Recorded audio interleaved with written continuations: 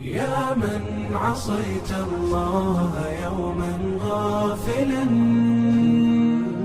أنسيت أن الله قد أعطاك نعم عليك كثيرة لو صنتها لأطعت خالقك الذي رباك.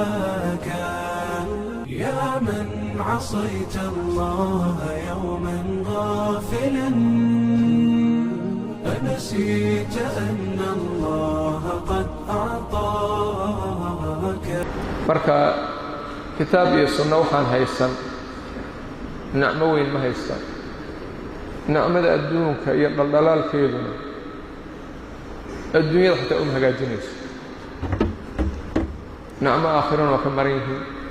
nacmadii adduunyana naqsi weyn baa u wajaba qofkaan diin saxiixa haysan xataa nacmada adduunyada niqmay ku noqon karta.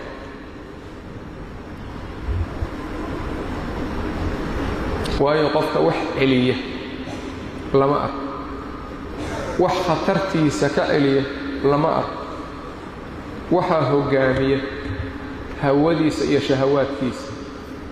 hawadiisa iyo shahawaadkiisu hadday hoggaamiyaanna meel xun bay ku tuurayaan oo aad iyo aad u liida. waxay igu yaab badnaay oo aan ka maqlay dadka aan diinka saxiixa haysan oo nasaarada qaybo ka mid ahoo malaaxida iska noqday markii diinkii baadilka ay ku qanci waayeen ayay uga tallaabeen ilxaad wax diinaba inuusan rumaysnayn. diinka saxiixa ah ayaa dadka qanciya, laakiin diin faasidoo dadka ma qanciyo. diinkii faasidka ahay markay naceen waxay ka sii doorteen wax ka liita oo ah ilxaad. kadibna inay hoggaanka u qabato hawadiisa iyo shahawaadkiisa. nin baa wuxuu yidhi waxaan fiirsada u yidhi nin dowladaha gaalada lagu sii ordaayo dowlad ka mida nin u dhashay. ninkii shahwadiisuu u waday oo ay u hoggaaminaysay ayuu wuxuu facebook soo dhigay waxaan doonahay qofaan qasho aan doonahay.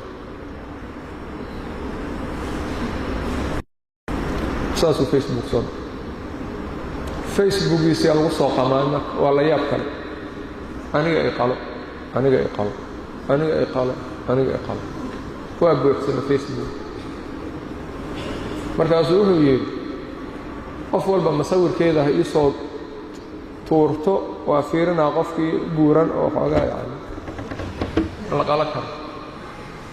masawirraa lagu soo waalay.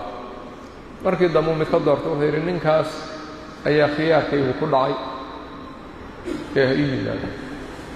ninkii baa u tegey, shuquu degan yahay. markuu albaab ka soo galay wuxuu u daaray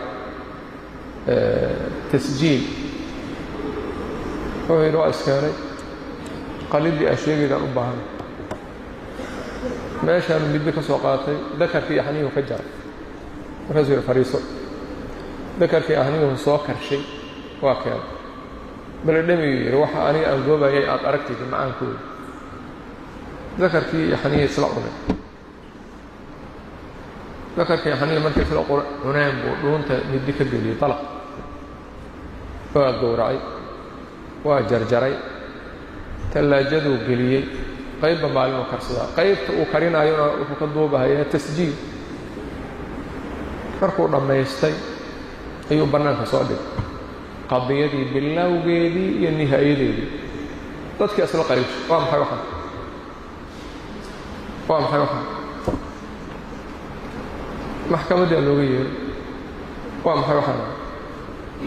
maxaa mushkilaha aan sameeyay? aniga xorriyad iyo dooq aan ka shaqeeya, dadkuna intaasi ka shaqeeya. yaan qasbay, yaan dulmiyey, yaan xoogay. sow dimuqraadiyiin ma nihin, sow xorriyad ma haysanno. maxaan dhiboon sameeyay?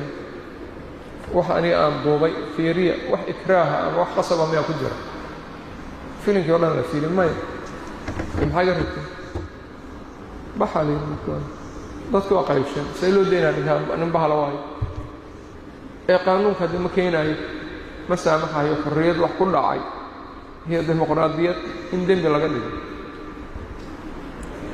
kadib marka qaanuunkii u qoray xaraj galay xaraj buu galay ninka hadduu sii daayo qaanuunkii asaamaxayo laakiin waxaa ka dhalanaysa mushkilo kale oo ah fawdo iyo dadka inay qamaanaan markii dambe waxaa la yidhi qaanuun la'aan lagu xiraanay qaanuunka ma saamaxayo in lagu xiro laakiin qaanuun la'aan lagu xiro waa la xiray صباح الحب والقمر يشادي صباح نفحه فل وكادي صباح الجد والعافية